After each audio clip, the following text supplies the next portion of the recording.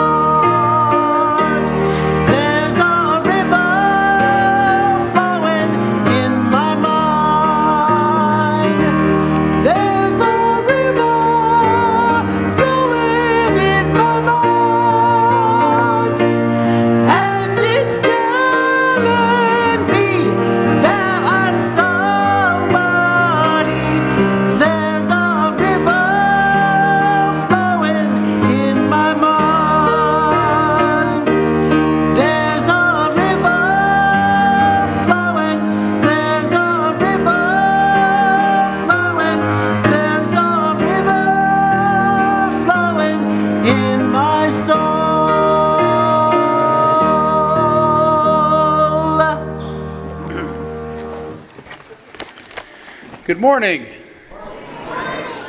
Morning. Good morning. I'm going to let you have the last word on that one, Theo, for today. But next week, we're back at it. Well, welcome everyone to the Unitarian Universalist Church of Spokane, where we join together to create a nourishing, liberal religious home and to champion justice, diversity, and environmental stewardship in our wider world, or as we say in short, to create community, find meaning, and work for justice. I want to begin, as always, by welcoming each and every one of you to this space, all that you bring with you, your unique beliefs, your background, your lifestyle, your experiences, your differences, all that helps make you who you are. Hey, that's a hat, man. Is that Pikachu? All right. I'm surprised I knew that, but good to have Pikachu here today as well. Different hats are welcome, yes. And this, of course, includes those of you who are in the room with us this morning, whether you frequent our sanctuary or might be joining us more recently or even for the first time. You're equally as welcome and appreciated. And it includes those, hey Max, and it includes, of course, those of you who are live streaming with us today, too, and maybe watching the recording later on as well. So thanks to everybody for being here this morning. The one announcement I have before, actually, we'll do two announcements.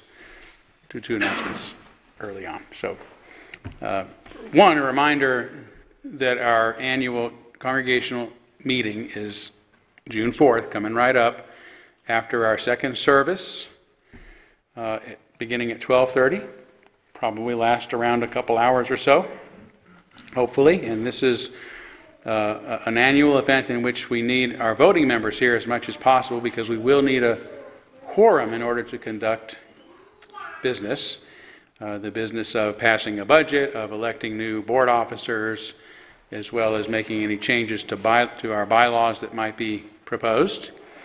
And if you are streaming with us, you won't be able to vote if you're streaming, but if you will be able to join us via Zoom. And if you're a voting member, you'll be able to vote via Zoom. We'll have a board member or volunteer helping with that. So please do plan on being here. I know it's going to be 12:30, and Board Member Sarah Darcy has been kind enough to make sure that there is some finger food to keep you from starving to death before it's over with. So thank you, Sarah, for that, and hope everybody will plan to be here on June 4th for our annual meeting. So I was going to wait till Candles of Care for this, but I think we should do it right now. It's a good start to our morning. I understand today is a very special day for Millie Roberts. There's Millie. Millie's like, now how did you know this? He told me, Gene Larson told me. In fact, everybody in the room knows but you. No. That today is actually your birthday. And I'm not going to ask which birthday it is, but 86. Are you don't mind saying, wow, I can't believe. Have you been drinking the water here at church? Is that because if so, I'm going to drink more of it. Well, hold on now before we sing, because I wanted to say something else too. That Millie and Dave have been members here for 55 years. See, I was going to let you off the hook and just say you're at least 55. I know that much. But you also have the distinction of having been the first female board president of our church, I'm told. That's right. Well, thank you very much for that. So yes, let's sing happy birthday. Thank you. Happy birthday to Millie. Happy birthday to you. Happy birthday to you. Happy birthday, dear Millie. Happy birthday to you. Yes, many more.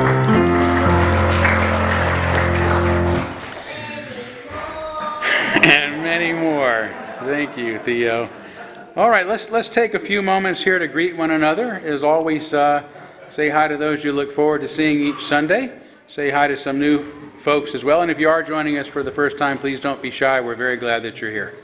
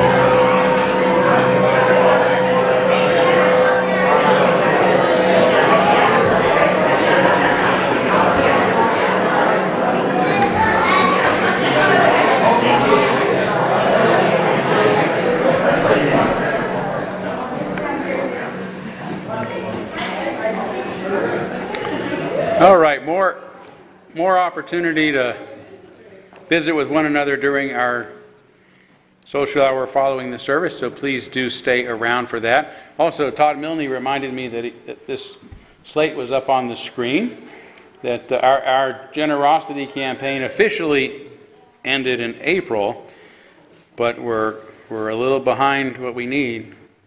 And so if you haven't pledged yet, or you want to increase your pledge or become a new pledger, please do. You can go online and do that anytime. We would sure appreciate it. So, Todd, thank you for the reminder. But let's move forward now with our service by lighting our chalice. The chalice is the symbol of our faith, the symbol of our unity and our solidarity, of our openness and our inclusion, of our community and our individual uniqueness.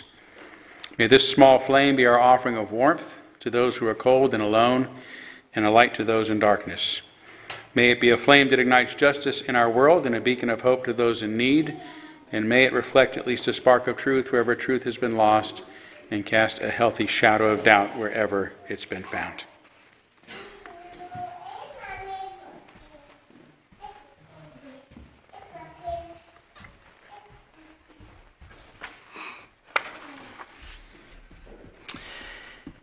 For our opening reflection, I offer the words of Polish writer Tadeusz Borowski, who in his book, This Way for the Gas, Ladies and Gentlemen, describes the very real evils of the Nazi camps at Auschwitz and Birkenau during World War II. An excerpt from that work. And then the camp commandant's driver threw a searchlight beam on a passage between two blockhouses. 20 Russian soldiers in camp stripes, their arms tied with barbed wire behind their backs, were being led out of the washroom and driven down the embankment. The block elders lined them up along the pavement facing the crowd that had been standing there for many silent hours, motionless, bareheaded, hungry. In the strong glare, the Russian bodies stood out incredibly clearly. Every bulge, fold, or wrinkle in their clothing, the cracked soles of their worn-out boots, the dry lumps of brown clay stuck to the edges of their trousers, the thick seams along their crotches, the white thread showing on the blue stripe of their prison suits, their sagging buttocks, their stiff hands and bloodless fingers twisted in pain with drops of dry blood at the joints, their swollen wrists where the skin had started turning blue from the rusty wire cutting into the flesh, their naked elbows pulled back unnaturally and tied with another piece of wire. All this emerged out of the surrounding blackness as if carved in ice. The elongated shadows of the men fell across the road and the barbed wire fences glittering with tiny drops of water, and were lost on the hillside, covered with dry, rustling grasses.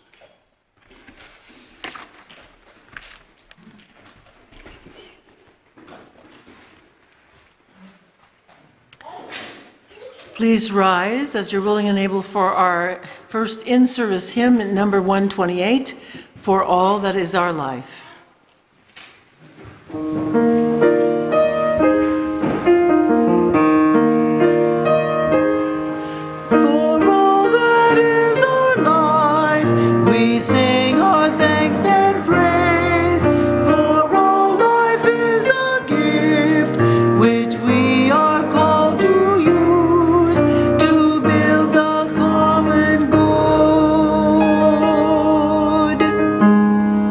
And make our own days glad.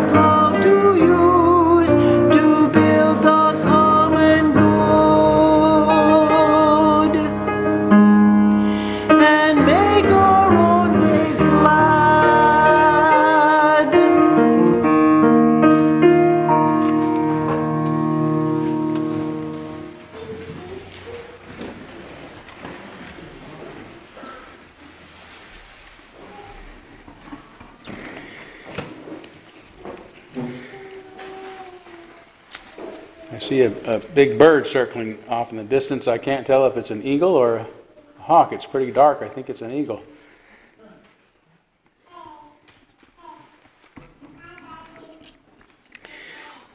Well, we will now kindle our candles of care for those who are most on our hearts and minds this morning.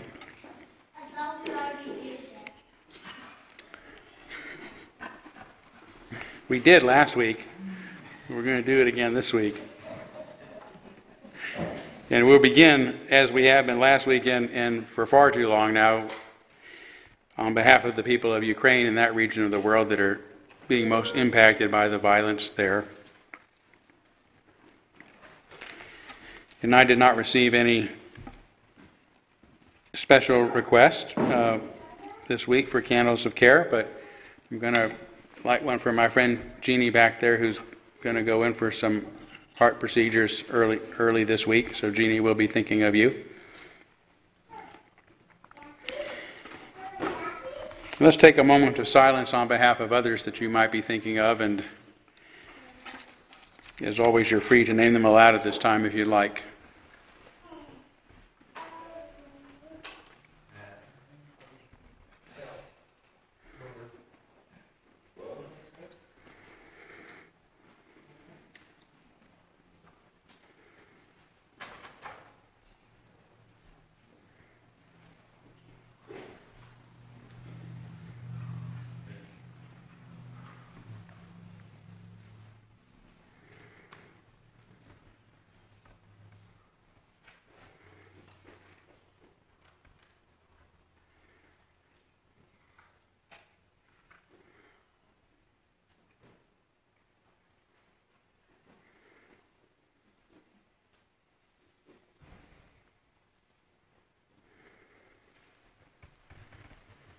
Those named aloud and those embraced in our silence, and all those who are suffering in our world at this hour, we hold in our community with compassion.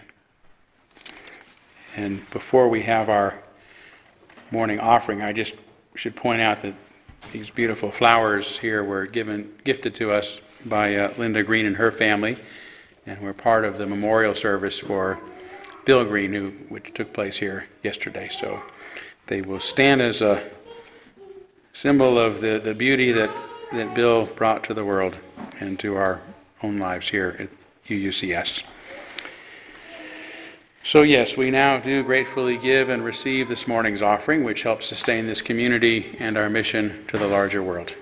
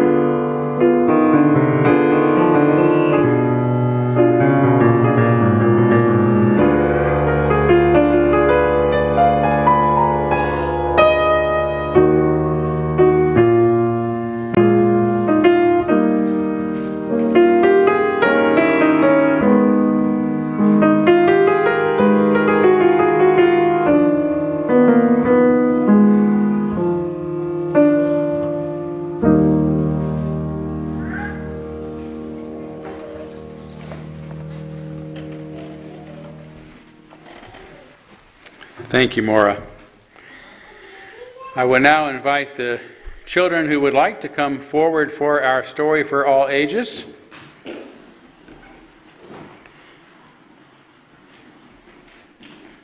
Yeah, come on up. I'm going to, as usual, brought a friend to help me out here.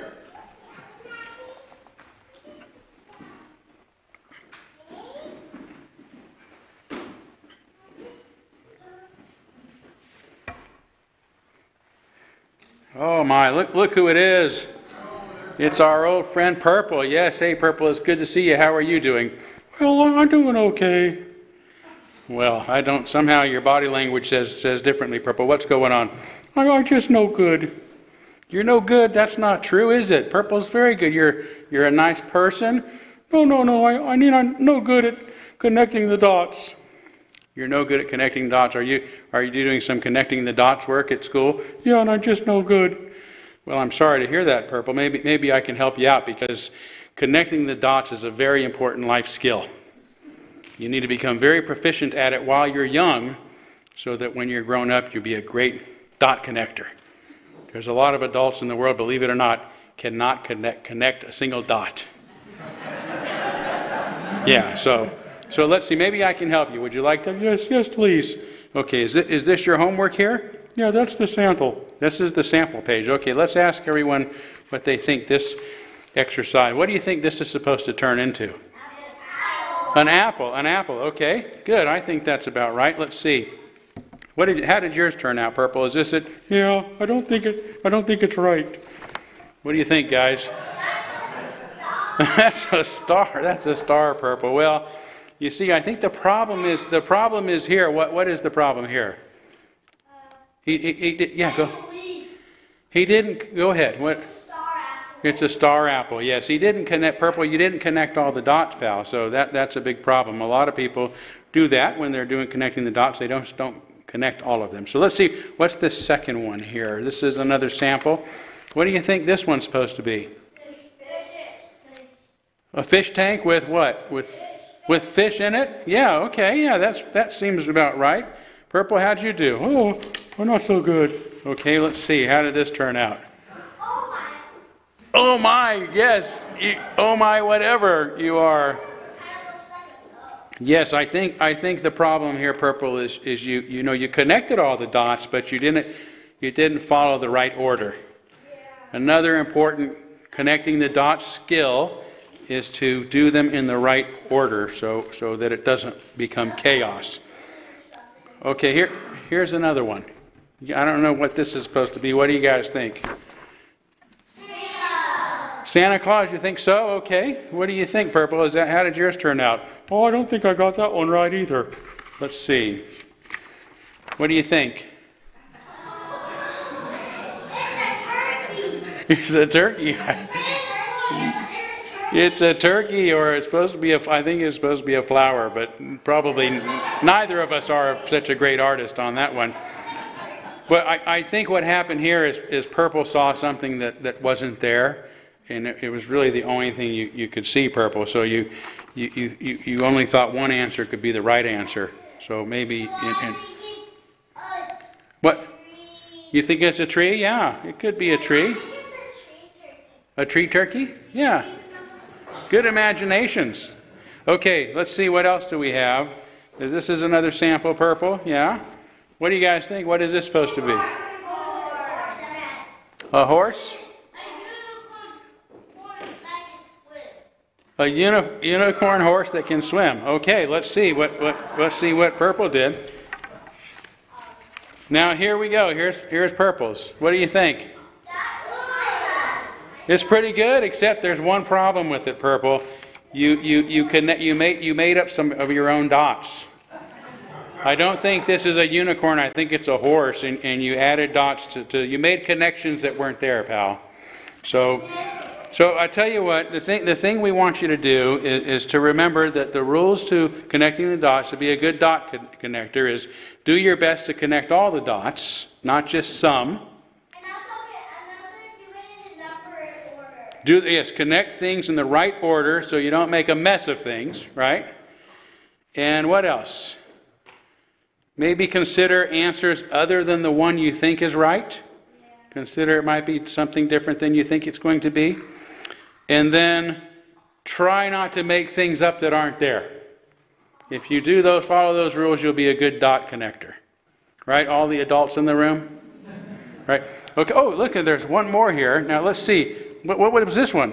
Well, this one didn't have any dots, so I just made up my own. Okay, well, let's see how you did here. What do you guys think of this? Wow. Well, Purple, I'm impressed. That's an exact replica of the Mona Lisa. Yeah, it's supposed to be George Washington. Oh, my goodness. Okay, thank What's that? I know he's amazing, but yeah, I don't know how he did it. He's pretty good. Yeah. Did he make it out? He's quite the artist. Huh? He made it out of ink. Inkjet. He made it out of inkjet. Yeah. Yeah. Okay. I know you don't even know what it means. Purple, you want to say goodbye. Are you feeling better now? At least you know the connect the dot rules. Yes, I think I can do it now. Thanks for your help, friends. Okay, we'll sing the children out to Children's Chapel.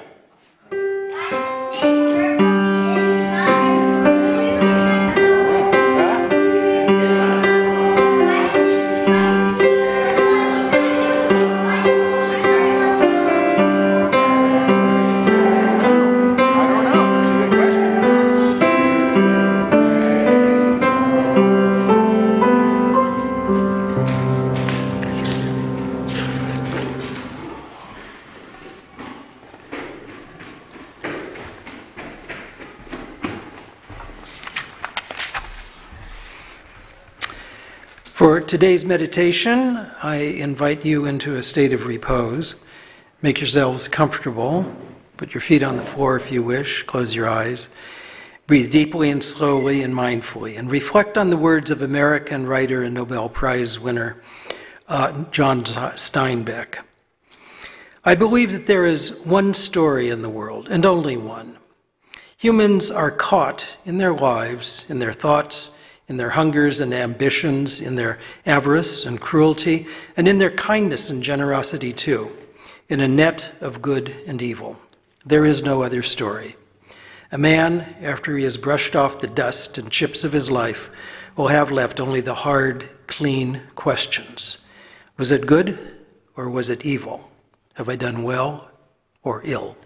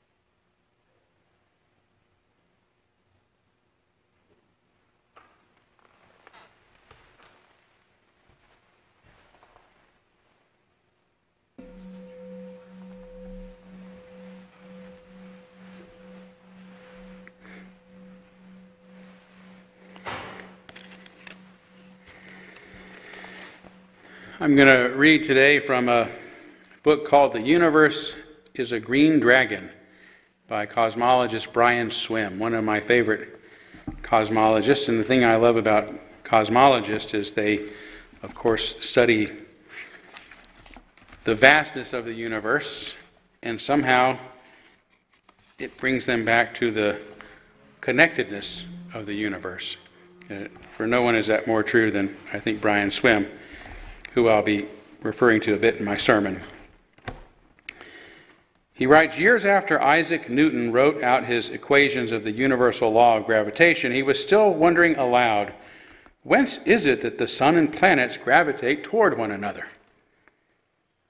We can never penetrate into the basic fact of this attraction, nor determine why it operates at all.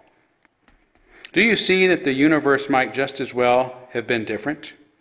Might have included no attracting activity? But the fact that our galaxy is attracted by every other galaxy in the universe, and our galaxy attracts every other galaxy, the attracting activity is a stupendous and mysterious fact of existence, primal. We awake and discover that this alluring activity is the basic reality of the macrocosmic universe. I am saying that if we're going to think about love in its cosmic dimension, we must start with the universe as a whole. We must begin with the attraction that permeates the entire macrostructure. I'm speaking precisely of the basic binding energy found everywhere in reality. I'm speaking of the primary allurement that all galaxies experience for other galaxies.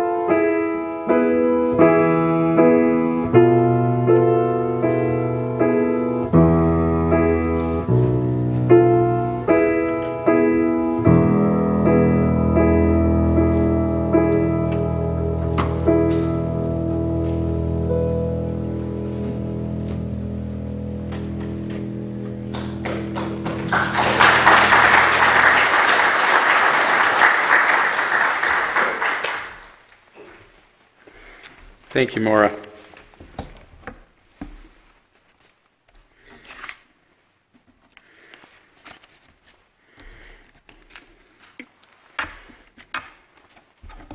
Lots of paperwork up here today, thanks to Purple. So, almost a year ago, the U.S. Supreme Court ruled 6-3 that a Washington State high school football coach, Joseph Kennedy, has a constitutional right to pray on the field at the end of a game, something that he was committed to doing after every game, win or lose. Some of his players began joining in, and school officials asked him to stop and suspended the coach after he refused. The ruling stated that the free exercise and free speech clauses of the First Amendment protect an individual engaging in a personal religious observance from governmental reprisal. The Constitution neither mandates nor permits the government to suppress such religious expression. After this decision, it was widely reported the High Court had made it legal for public officials to pray during public events, including in classrooms and at school games. But the ruling was really specific to the fact that Coach Kennedy's was an act of private prayer after a game's end, and that he had the right to do so, even on school grounds. And I do not personally find this ruling troubling. As one who believes that we should always be as liberal as possible in matters concerning free speech, I tend to agree with it, so long as teachers, for example, aren't able to pray while teaching a class and then argue that it was a private act. What has bothered me about this case, however, is something Coach Kennedy is reported to have said in response. "I thank God for answering our prayers and sustaining my family through this long battle. And it was my covenant between me and God that after every game, win or lose, I'm going to do it right there on the field of battle." So I'm troubled, though sadly not surprised, that anyone living in the 20th century thinks that a God controls the U.S. Supreme Court, let alone gives a damn about the outcome of a high school football game. How can anyone living in today's world, or who is aware of all the horrors, suffering, and injustices of the past, believe that a loving and powerful God is in control of anything, let alone is making legal decisions and determining the winners or losers of high school sporting events? I'm also off-put by the coach's frequent use of the term battle, especially when describing what is merely a game among high school students. But that peeve is beside the point today. A friend of mine who is a devout conservative Christian recently shared a story with me about what he believes was an angelic encounter in his life.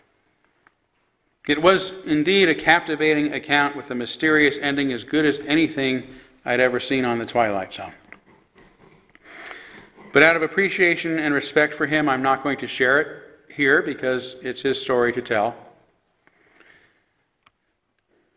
Whether it really happened or not, however, as I listened, I inwardly wondered why God would send angels to help one person in what was effectively a minor non-injury car accident when an estimated 3,700 people die in road accidents every day. It could be that God considers a few individuals more worthy of divine intervention than most everyone else on the planet, which Calvin would be proud of. But if this is the case, it would mean that God does not have the unconditional love theologians insist is one of his qualities, and I say he because they also claim that God is a father, not a mother. Nevertheless, angelic encounters are as plethoric as stories of Bigfoot, ghosts, and UFOs. Not to suggest that these mysteries might not be real, but that the existence of angels is just as mysterious and just as unproven. Now, whether we believe or disbelieve, we cannot be sure if the stories we hear about such phenomenon are true or not. But when I was a teenager, I read a book about angels written by Billy Graham that had lots of such stories in it. And today, similar stories are just a Google search away. A simple example comes from a woman who says that when she was a child, she fell on a playground filled with metal objects and wood chips when something hit her just below the eye. But I felt something pull me back when I fell, she says. The teachers said that they saw me sort of fly forward and then fly back at the same time. And they hurried me to the nurse's office. I heard an unfamiliar voice telling me, "Don't worry, I'm here. God doesn't want anything to happen to this baby." Now, this can easily be considered an interesting, though likely distorted, childhood memory. The more serious question, again, is why anyone would think that such a loving and powerful God would have allowed the child to be injured in the least to begin with. And what about all the children who have or are suffering much worse? Children with terrible illnesses and disabilities, children who've died of hunger or killed in war. Why didn't God stop the heartless and devastating mass shooting at Sandy Hook Elementary School in 2012, or the more recent shooting just a year ago in Uvalde Elementary in Texas?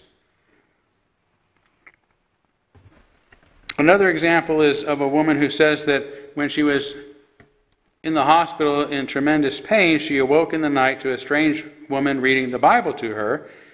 "Why are you here?" the patient asked. "I was sent here to make sure you'll be all right," the stranger said. "You're going to be fine. Now you should get some rest and go back to sleep." She began to read again, and I drifted off back to sleep. In the morning, she told the doctor what had happened, who checked and told her that no staff had visited her overnight. Then she asked the nurses, who also knew nothing about the visitor. From this, and to this day, the woman concludes she had been visited by a guardian angel, even though it is far more likely a volunteer had stopped by, unnoticed, by those working the night shift.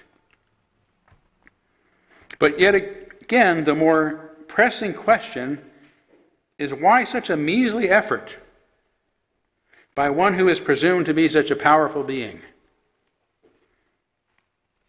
Those who believe these stories take them as evidence that God is in charge. As Jesus is reported to have said, "Are not 2 sparrows sold for a penny, but a penny? Yet not one of them can fall to the ground without your Father's will." But if God is so powerful, why do people get sick to begin with? Or have to live in pain to begin with? Or get injured? Or be involved in car accidents? At best, if such accounts were true, they would prove either that God is not all powerful, or not all loving, or neither. They prove that if God exists, God is, at best, a weak force in the universe, not an all-powerful one. During the Enlightenment, when it first became safe to begin questioning the existence of God, philosopher David Hume famously argued, is God willing to prevent evil but not able? Then is he impotent? Is he able but not willing? Then is he malevolent? Is he both able and willing? Whence then is evil? These questions led to an unsolvable problem, a problem known as the problem of God. Stated more simply, if God is all-loving and all-powerful, how can he allow so much evil and suffering in the world? Some have tried to solve the problem by suggesting that evil is the result of our own free will, that God has so magnanimously granted all of us, and it is thus not his fault but our own. But this response only leads to more unanswerable questions. Firstly, it remains hard to understand how an all-loving, all-powerful being can stand by in the wake of such tremendous suffering and evil on moral principle. Any loving parent, no matter how permissive, will intervene before allowing a child to be injured or make a terrible or tragic decision. Are they more loving than a perfect, all-loving God?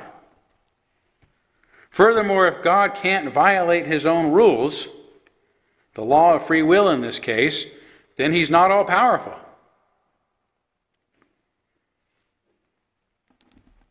So either way, the doctrine of free will does not resolve the problem of God. And the problem of God doesn't really refer to a problem that belongs to God, but to the problem of believing in the existence of God. That's the problem. The questions around the existence of evil make it difficult to accept the existence of at least an all-loving, all-powerful deity. Now, this is the problem of evil, which can be summed up with the following argument in question. If God is all good and God is all, then all must be good. How then can evil exist? Keep in mind that theologians also make the claim that God is omnipresent everywhere at once, that nothing exists without God or where God isn't. Hence, if evil exists, God is either not all good or not omnipresent. And if evil exists outside of God, then God is not all powerful.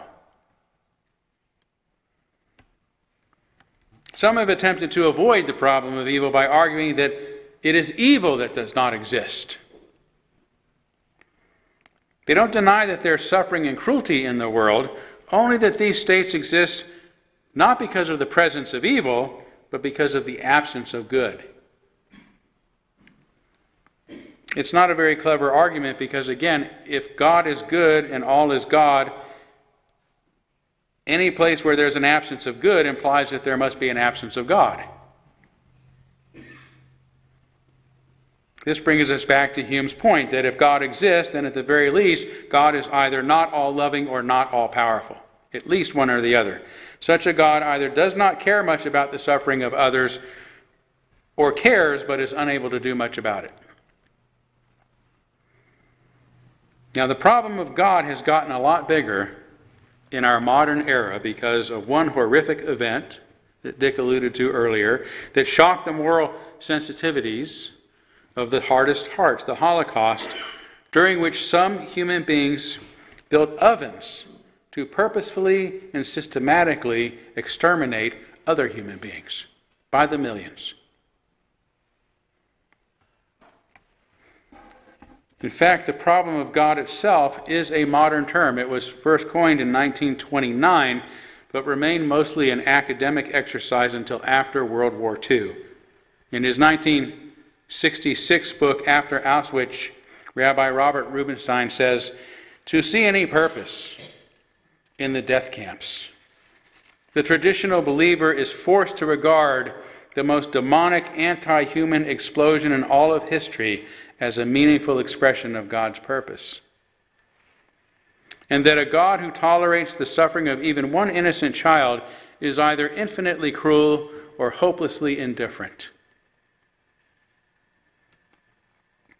The Holocaust has proven so devastating for those still hoping to promote a rational belief in God that the problem of God has since become its own branch of study.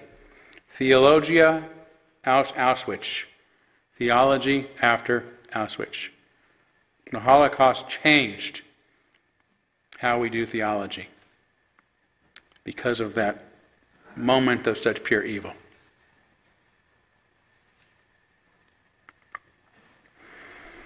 The point here is that today the problem of God and the problem of evil are bigger than ever, not mere theological exercises left over from the Middle Ages that have no importance in our lives. When I consider so many major concerns our world is facing and all the suffering of thousands and millions of people that are currently experiencing them, I cannot help but wonder why I should be comforted by a few stories of divine intervention into small, personal, ordinary matters.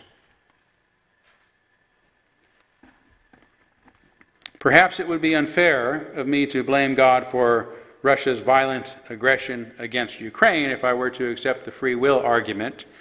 But what of the devastating earthquakes that recently occurred in Turkey and Syria that claimed over 55,000 lives, 130,000 injuries, and millions without homes and still in need of urgent assistance? The overwhelming problem of evil, by which I mean suffering and cruelty and injustice in the world, prohibit me from believing in an almighty God. But drawing such a conclusion doesn't make the problem of God or the problem of evil go away. Many non-believers, or those who simply don't hold traditional beliefs about God, might still be burdened by the same logical inconsistencies in our own thinking.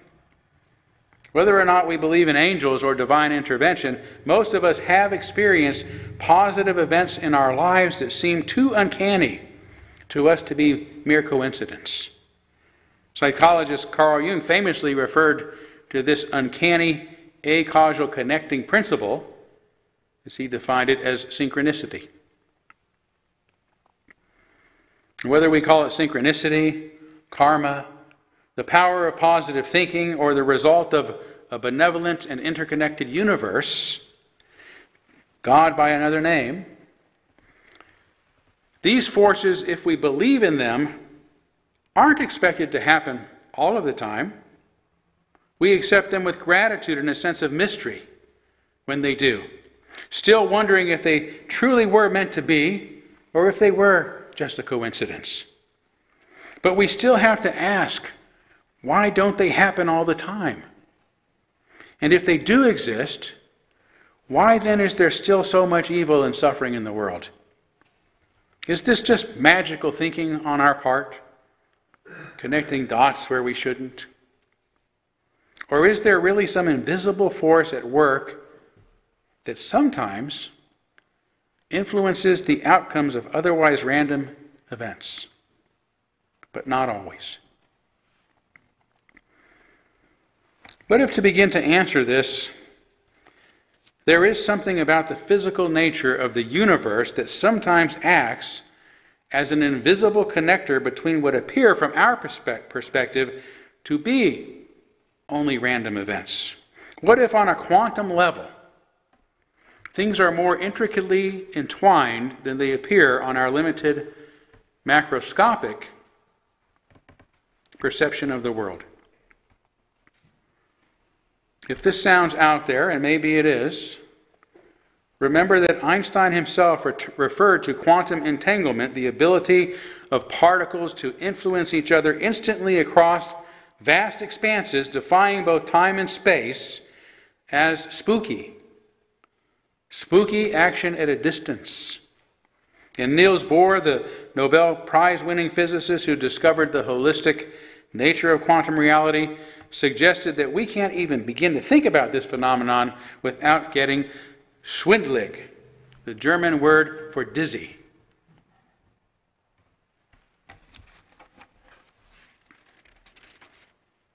To me, the most convincing evidence of this invisible force are the results of some of the repeatable experiments conducted with REGs, or random event generators, and RNGs, random number generators. These are devices programmed to move about or operate other devices at random. And if you put them in a confined space, in a room like this, for example, empty space, and map their movement, they will move pretty much randomly about the entire room.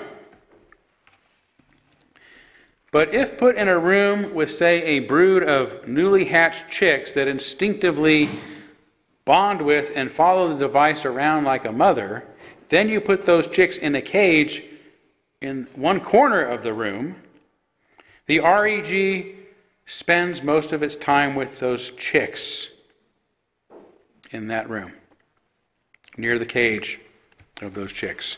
And if it's done with, say, a litter of baby rabbits, which are initially frightened by the REG device, it tends to stay mostly away from them until they get used to it and feel comforted by its presence. Then it stays mostly near them. A similar experiment has been done with plants that, of course, require light to grow. So a random number generator, an RNG, when alone in a dark room, it switches various lights around, mounted to different corners of the room at random. But when in a room with a single plant in one dark corner, the RNG tends to keep the light nearest the plant on most of the time. And I'm not going to go into the details of these experiments now, but you can find out about them by going online and researching the Princeton Engineering Anomalies Research Lab, PAIR for short, again at Princeton University. Most people, including the experimenters, conclude that the chicks or the rabbits or the plants or other subjects are somehow causing these mindless, emotionless technologies to do their bidding, perhaps through telekinesis or sheer force of will. But ever since I learned of such research, I interpreted the results to indicate something else. That it is the technology that on a quantum level cares for those in need. This isn't to say that the REGs and RNGs used in these experiments have minds or wills, but that love is a fundamental force embedded in the underlying nature of the universe on a molecular level. As cosmologist Brian Swimme says, love begins as allurement, as attraction. Nothing in all science has been established with greater attention and detail than this primary attraction of each part of the universe for every other part. Gravity is one of the forces Swimme uses to illustrate the point. Of gravity, he says, this attracting activity is a fundamental mystery. On a macroscopic level, the Earth attracts rolling stones. The sun attracts the Earth. And larger still, Swimme says, our galaxy is attracted to every other galaxy in the universe, and our galaxy attracts every other galaxy. To talk about love in its cosmic dimension, he says, we must start with the attraction that permeates the entire macrostructure. And he goes on to say that this underlying allurement, this kind of cosmic love, the basic binding energy found everywhere in reality, also exists on the quantum level in atoms and photons. Atoms and photons are allured by each other. Human love, special as it is but one manifestation of this fundamental law of attraction for other bodies. The law of allurement, of gravitating towards others and caring. Interestingly, gravity is also the universe's weakest force, or weakest interaction. Could this bit of physics, then, which operates on an invisible subatomic level, best explain those uncanny positive coincidences we sometimes attribute to a loving God or to karma or happy thoughts or synchronicity and so on? Gravity is strong enough to hold solar systems together and to keep us from floating off into space, but not strong enough to prevent us from lifting our legs to go for a walk or to travel in airplanes or to blast off into outer space. Perhaps in the same way, each of us occasionally experiences meaningful coincidences that prove so uncanny, we cannot help but say it was meant to happen, or it was meant to be. And to even leap to the conclusion that there must be some benevolent force or deity watching over us and protecting us like angels or God. But this benevolent force that is inclined to give comfort to chicks and bunnies in a dark room or to plants in a dark corner is ultimately a weak force and cannot prevent all the suffering and evils and injustices in the world. So regarding Hume's argument, is God willing to prevent evil but not able? Then he is impotent. Is he able but not willing? Then he is malevolent. Is he both able and willing? Whence then is evil? It may be that God is neither impotent nor malevolent. God is simply weak, and thus can only do so much. Of course, I don't mean this literally because I don't believe in the existence of such a God, weak or otherwise. But I do believe in the possibility that quantum forces sometimes respond to us in carrying ways that we cannot explain, even against what often seems to be the larger backdrop of our suffering and our disaster and injustice. These forces, weak as they are strong enough, as Swim points out, to hold the entire universe on both a cosmic and quantum level together. A couple of months ago, I spotted a puppy about to step into a busy road. I pulled over to rescue him and found him emaciated, slightly injured, without a collar, and very happy to see me. Although Peggy and I had already decided that we weren't going to get any more dogs, and even though I'd initially taken him to the Humane Society, or had him taken to the Humane Society, there was one moment between us, back here in the office, when he ran up and jumped into my arms with such joy and happiness and licked under my chin and the warmth of my heart. I've never had that feeling with a dog before. And so, needless to say, I had, after 3 sleepless nights worrying about the little fellow, I went and adopted him.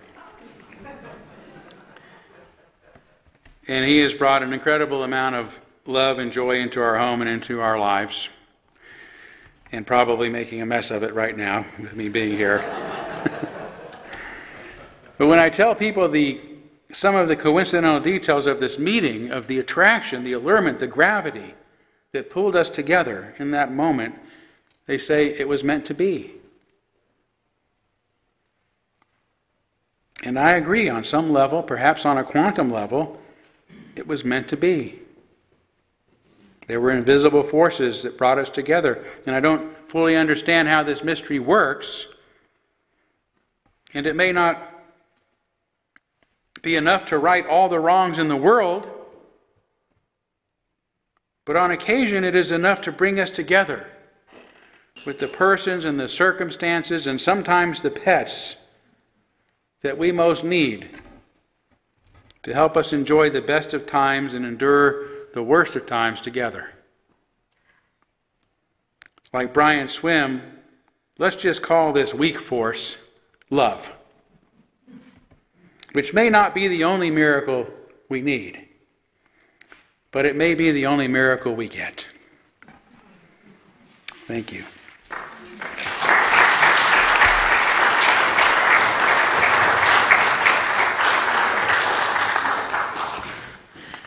Well, like Todd's sermon, this song we're going to sing at the end is full of questions about things that are not so good in the world. And it seems actually to me to point, without saying so, points back at us perhaps to bring the love into the situation. So please stand as you're willing and able to sing Bob Dylan's Blowin' in the Wind.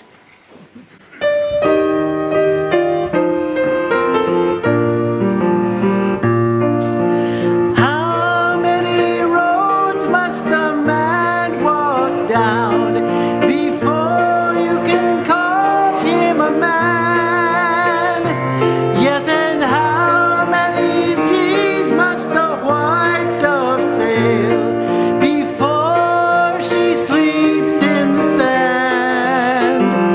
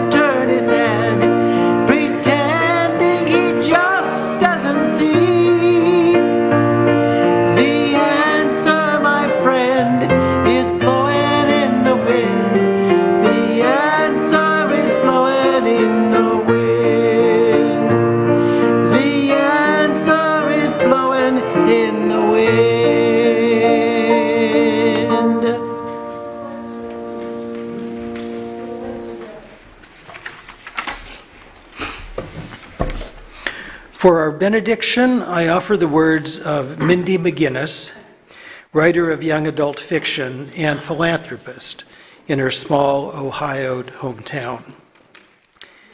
In a world like this, you pay it forward, because more likely than not, you didn't deserve it when you got it the first time round. Amen, blessed be, salam alaikum, and shalom.